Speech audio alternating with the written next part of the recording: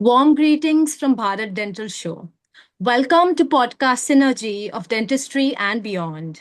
Dentistry is precision, yoga is presence. What happens when you combine both? In this episode of Dentistry and Beyond, we go from oral medicine to inner medicine. Now, I would like to request our organizing chairperson, Dr. Saloni Mistry, to introduce us to our speaker for today. Thank you, Dr. Sara. It is with extreme pleasure and emotion that today we have on board with us Dr. Asha Chaudhary, whom I call as Asha, my soulmate, my soul sister, and we've known each other since, like, I think almost last 30 years. From the time we started driving together, entered academics together, and we've kind of done a lot of pilgrimages together as well. She is indeed a soul sister. Professionally, Dr. Asha has been an oral medicine and radiologist, has over 25 years of experience, academic experience.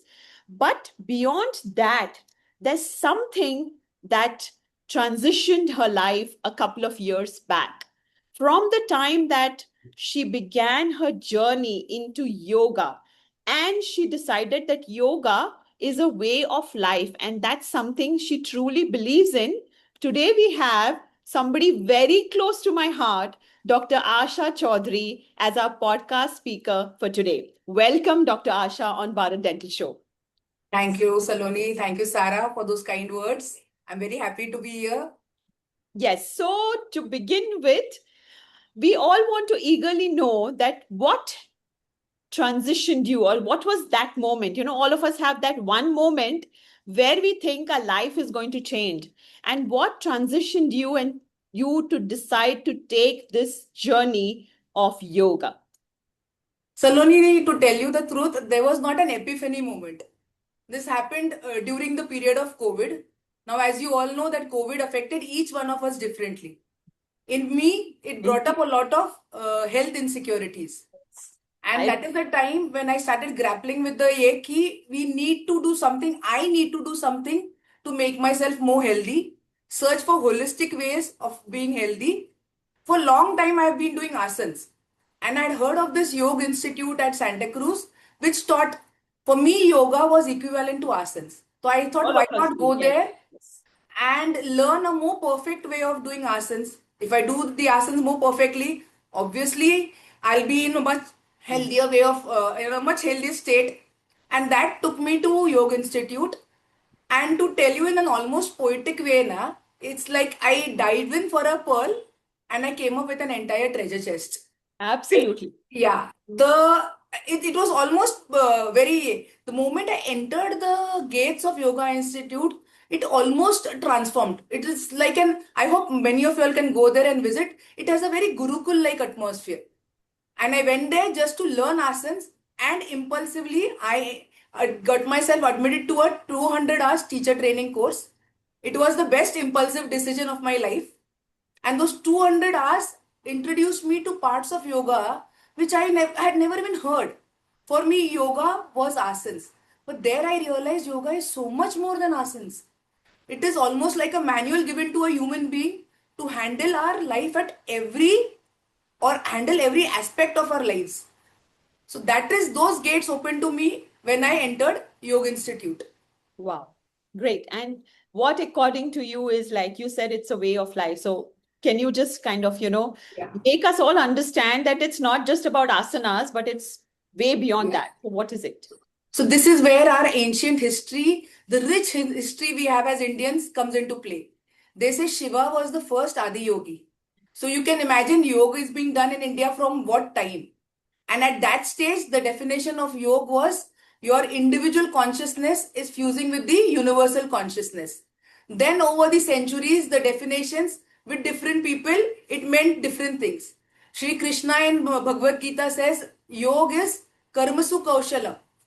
Any work, when you do it with your complete dedication, that is yoga, according to him. So when we are doing dentistry, you're doing that one filling, one diagnosis, one treatment with complete concentration, with complete this, that is yoga. Krishna also says, ki samatvam yog uchyate.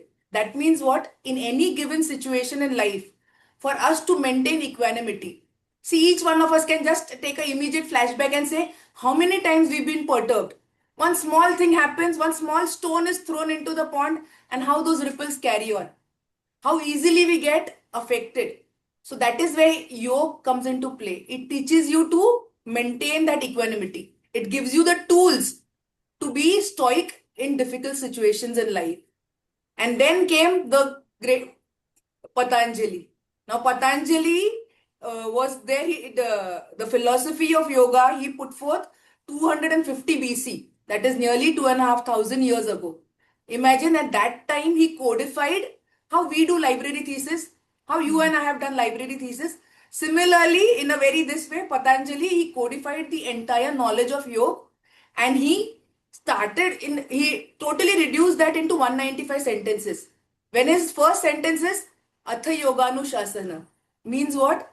Yoga is a discipline. When you commit to yoga, you don't just commit to doing asanas, you commit to a way of life.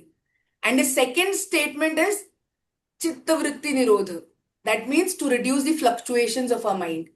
And how this may sound very Delphic, you may feel, what is this? But this is very simple. And he has simplified it into 8 steps, whereas he calls Ashtanga Yoga. In which, do I have this to enumerate them? Should I? Please, yeah. So I think Sarah knows that this generation has this mind fluctuation, Sarah, because Yes. you and me belong from a very different generation. Yes. But I Yes, guess but the generation where we have so much of social media, so much of mobile screening and all, the kind of mind focus that's required, isn't it, Sarah? Yes, ma'am. So for us, it was just like yoga is only asana. So now, as ma'am is elaborating about it, like, could you let us know how it impacts your mind? Like, basically, a holistic approach. How does it impact us in that way? Yeah. To know that, beta, you first will need to know what it is. How will come later. First, let us know what are the tools to do it. And for this, we need to go through these 8 steps. School, how you Okay. had gone from standard first to standard Right. 8. We Right. can't jump to or just be in standard third. So similarly, if you follow this yoga ka 8 steps, you will reach there. There is no other way. There are no diversions. Got And these 8 steps are, first is, in Ashtanga Yoga, first is yama, Okay. whereas these are restraints. Patanjali tells you what not to do. He says, Satya, Ahimsa. These are self-explanatory. Be Yes, truthful. Satya, Mm. truth, ahimsa is Truth. non-violence. Yes, yes. Truthful in your words, deeds. Ahimsa again in your words and deeds, in your thoughts. Then asteya, non-stealing. This can also mean non-plagiarism. We in Yeah. medical field know how badly it affects Right. that. Yeah. So non-stealing. Brahmacharya does not mean celibate. It means moderation. You know how much we are consuming in terms of all these reels and all that. Yes, So yes. moderation also means brahmacharya. And the So fifth screen time one, has to be less. yes, very important. And fifth one is aparigraha, non-hoarding. One Amazon sale and you see how our cupboards go overflow. Yeah? One Nykaa pink True. sale and our these are going.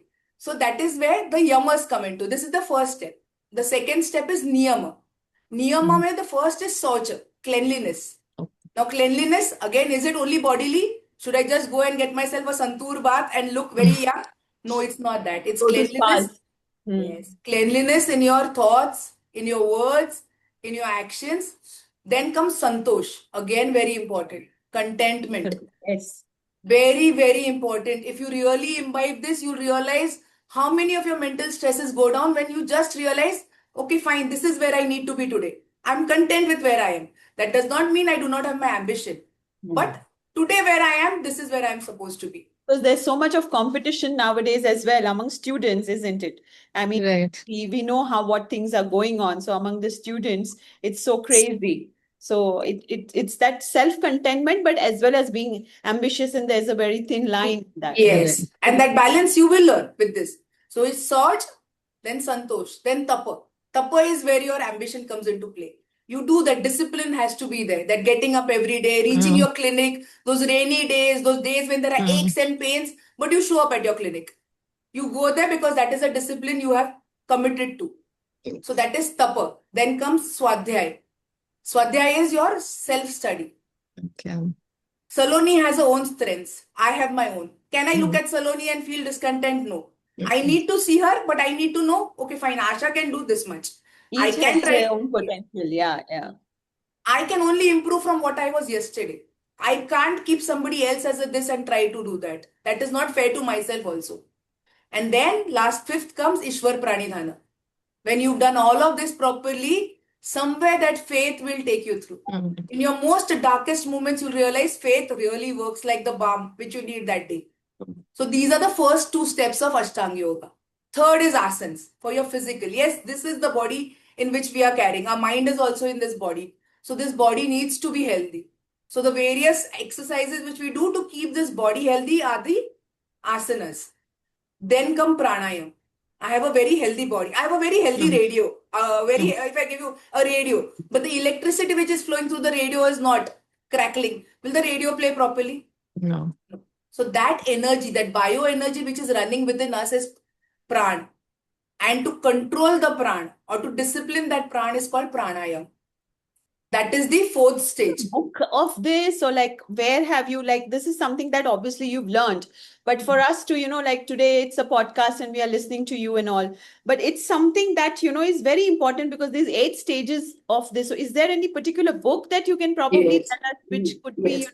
referred Yes. to, something like Yes, that? there is Yoga Sutra of Patanjali and there is Swami Vivekananda ka commentary on Yoga Sutra of Patanjali, where he's this century ka person, last century ka. So what has been his understanding, his reading, that has been there. So for us to understand and imbibe this all 4 steps now, along with I'll take another two minutes to complete the next 3 steps. The 5th step is very important in today's life, that is Pratyahar. What is Pratyahar is? Getting all your senses back. Have you seen a tortoise? When it feels threatened, what does it do? It goes into Kind its, of, yeah, goes inside. in a good way to protect itself. Same thing is Pratyahar. See how much we are being bombarded. So much of visual stimuli is there. Your mind is not going to function at its optimum with so much of thing coming in. So somewhere in some stages you will need to withdraw. That 5th stage is Pratyahar. Then comes your concentration, which is called Dharana. This concentration is like a tap of water. It's falling, but it's breaking. You may concentrate on certain objects, but your concentration is not complete. You'll realize while doing that filling, while doing that prosthesis, you need that proper concentration. Your work will improve with better concentration. Then the 7th comes Dhyan, which is like a string of oil. Continuous concentration on any one given thing gives you Dhyan. And then is Samadhi. Samadhi is beyond our purview right now. But even if these steps we do, we maximize our utilization as being born as humans. Is that iPhone which you've got, you're not using it only to call up. You're using it in its entirety. So this is Ashtanga Yoga. Wow. I mean, so beautifully explained, and something which needs to be imbibed in our day-to-day life and our True. process. And that's Yes. why we kind of understand why it's a way of life, because it's so much kind of restricted to only doing asanas and a physical kind of, exercise, which was so much misunderstood. But what Yes. begins with is something so much deeper, isn't it? So we are dentists, and you are a dentist yourself. And as you understand that yoga is, that mental well-being is something that you explained to us, but we also have our aches and pains in terms of long hours of standing, bending, working, mental stress, physical stress, reaching for appointments, in terms of students, in terms of, younger generation, trying to, reach those standards, all these things, finish your quota and a lot of things, isn't it? Exactly, So, ma'am. Like yeah, from yeah, the I beginning of your college years, it's the Exactly. first thing, like literally the first sight that a dental student faces is like backache, neck ache. So, what is like a few asanas, if you can let us know, which we should, like, it's a must to be done Yeah. every day Yeah. for Yeah. a better, like, healthy, Yeah. overall that's healthy body? Yeah, that's a very nice question, Sarah. But before you do go to the asana, no, I would like to gently take you to the mental aspect of it also.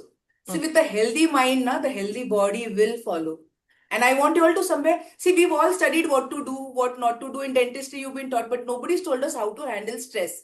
Neither in True. school, nor in college, nor in dental colleges. We don't know how to do that. And And that it's is not a where part of the curriculum as it should be.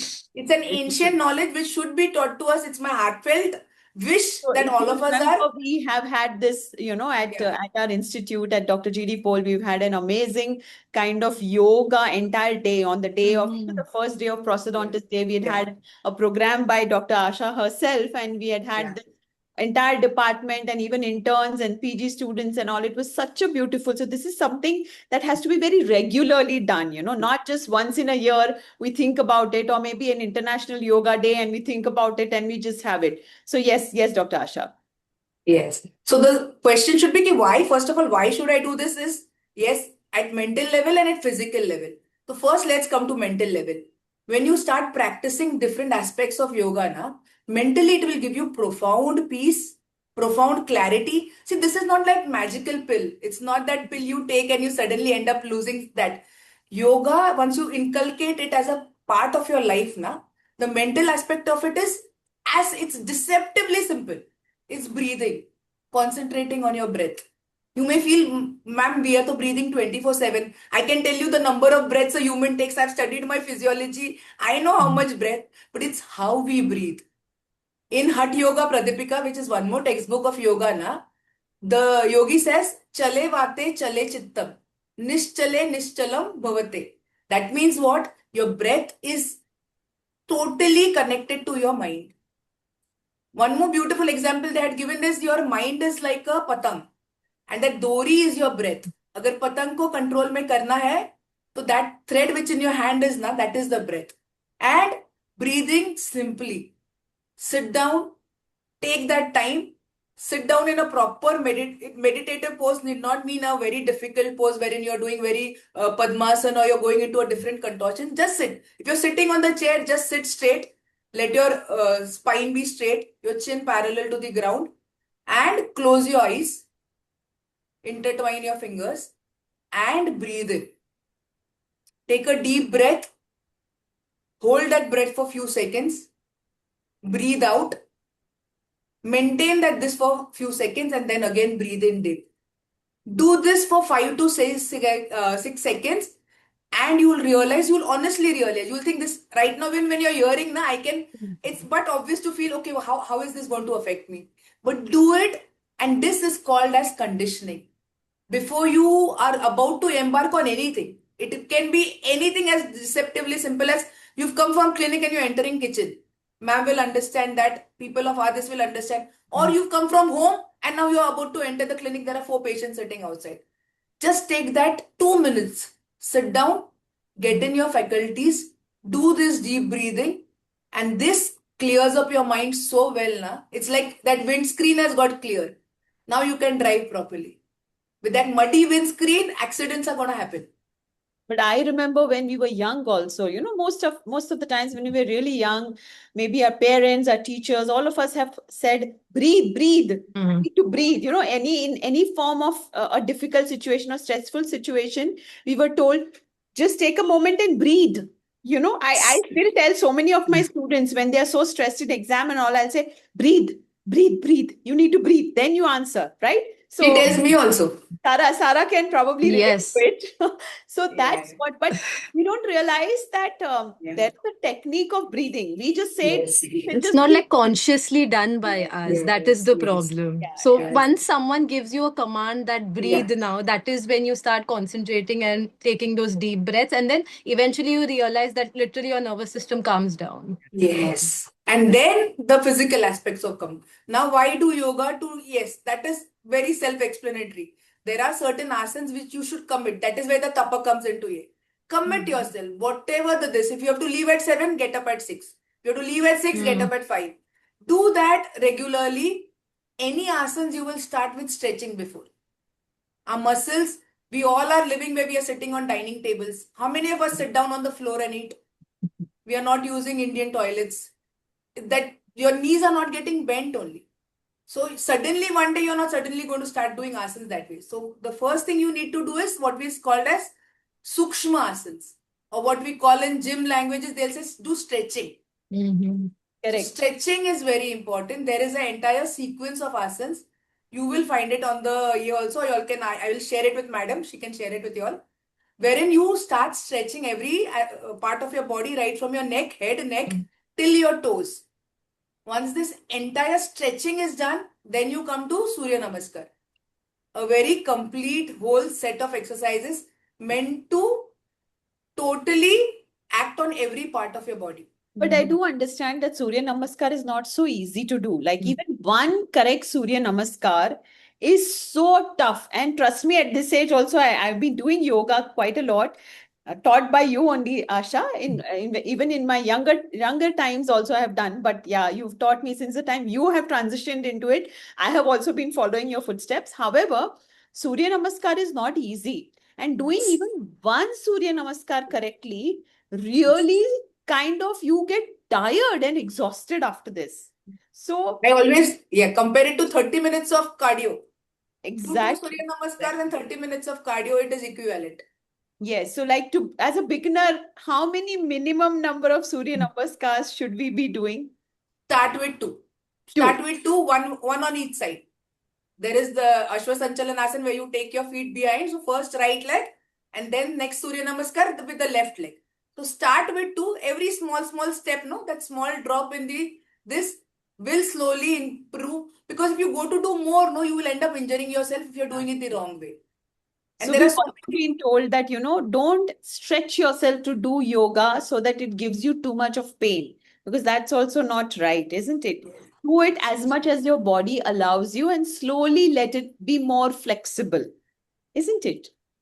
totally. Your body is your biggest guru. Listen to it. Exactly, exactly. And what about the backaches and the neck aches that as a dentist we often, Yeah. so For that also, there are these beautiful asanas. For example, if you're lying down, the most important, see, our spine is, if you realize when we are sitting, your spine tends to collapse. There is a lot of stress on your cervical, this also, your lower back also, your sacral here also. So, lie down and there's something called as a stick pose, yastikasana, wherein you stretch yourself like somebody's pulling you from the leg and somebody's pulling your hands up. So, yastikasana works very well. Then you do Setu Bandhasan, which where you lift up your waist. That strengthens your lower back. As dentists, that is a very, what we call no Achilles heel, a very weak spot. That is where most of the dentists and the twisting asanas, the vakrasans, your spine basically needs to be exercised in all the possible movements. And then for your neck, you have Bhujangasana, you have Dhanurasana. Your body will tell you. The thing is, commit yourself to two asanas in every position. You but is start with there that. anything that you can do in between patients? Like suppose if these some asanas which you can just do standing, because you are in between two patients, and then Yes. you suddenly realize that you worked for a very long time and now your whole back has started aching and you're not fit to physically fit to kind of treat the second patient. What do we do? Can we do something in between? That is where you do the stretches. That is where you do the Sukshma asanas. Saloni, if you remember while we were climbing, that 15 hours of walk we could do quite well was because we were doing stretching in between. Vaishno Devi, climbing Yes. Vaishno Devi, which is Yes. also something which you and me have done together. Yeah. And yes, Vaishno Devi, 15 hours at a stretch. And I still Yes. remember that every single time you kept telling me after like around 1 hour that let's stretch, let's stretch. And that's why Yes. we could just do it in one go. Yes, yes. Yeah. So that is where stretching happens. You get up and you stretch. Do twisting, do elongations, raise your hand up, do front bendings, whatever you feel, whichever part of your body is aching, no, there will be an asana which is there for that, or a stretch which is there for that. And this will come with your body, will tell you. This basic is what I've told you. Do Sukshma asanas, do Surya Namaskars, do two asanas in each position, your supine, your prone, your sitting position. Kneeling, may you can do Vajrasana and Ustrasana, the camel position wherein you put your neck behind. That again, see, our necks are constantly forward bent. You realize when you're working, this is the position we have. So when you do Ustrasana, when you do the camel pose, your neck is stretching behind. When you do Dhanurasana, there also your neck is extended behind. You always need something counter to take care of the pain. For hours of you bending like this, when you start stretching this way, is when you're elongating and making your muscles supple. That is what is needed. A supple muscle system for long hours of work. And then be kind to yourself. That is most important. Listen to those signs when it's saying it's paining. Take that 2 minutes break. It's okay.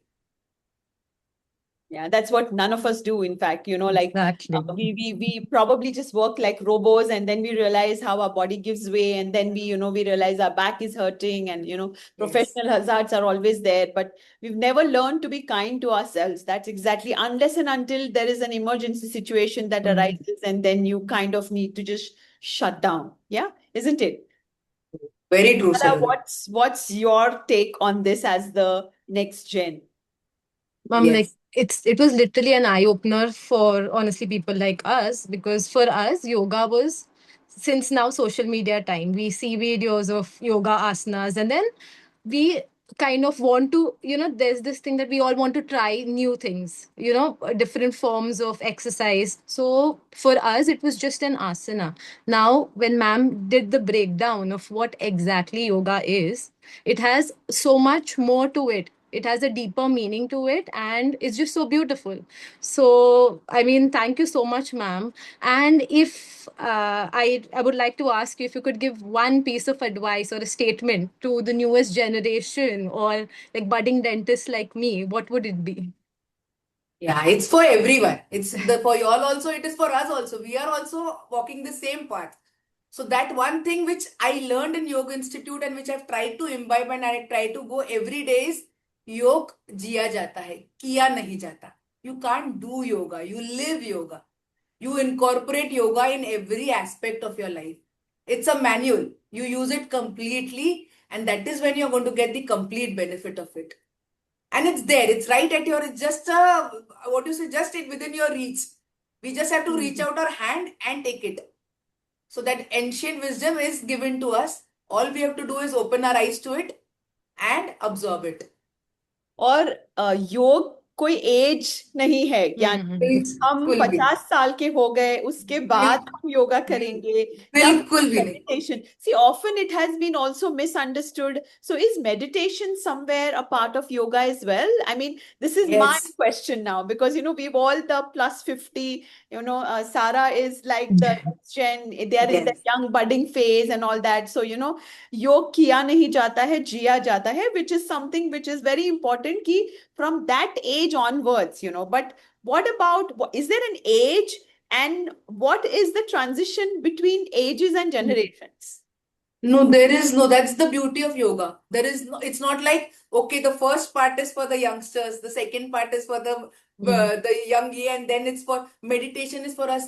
No, we also, she also needs meditation as much as Saloni, you and I need. And asanas also, we need as much as they need. We true. also need to take, it's a Mercedes car.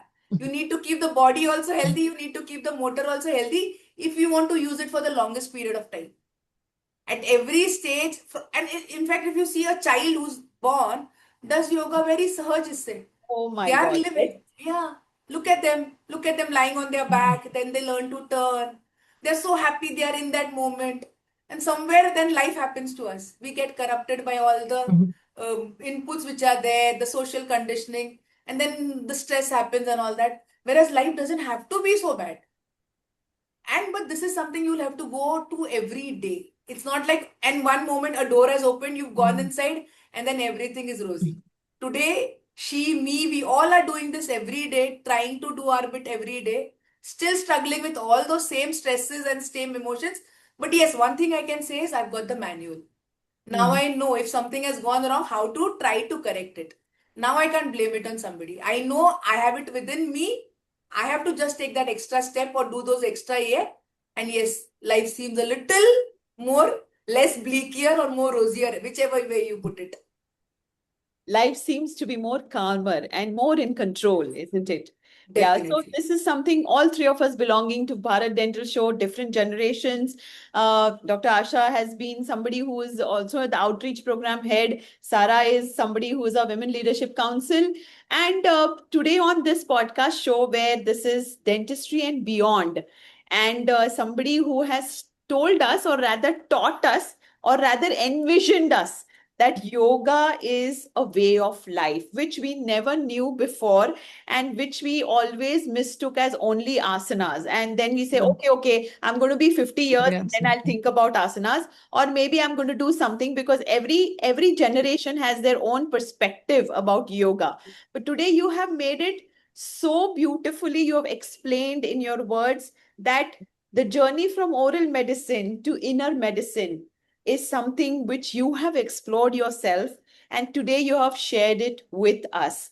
For all our viewers of this podcast, let us all understand in her words, Dr. Asha, you are going to state that yoga जिया जाता है किया नहीं जाता योगा जिया जाता है किया नहीं जाता है. Thank you so much for being on board with us Thank you so related to much. this excellent podcast on yoga, a way of life with Dr. Asha Chaudhary. Stay calm, stay tuned with us with a lot of more podcast series coming. This is our last podcast for dentistry and beyond, and we start with clinical excellence from the next month onwards.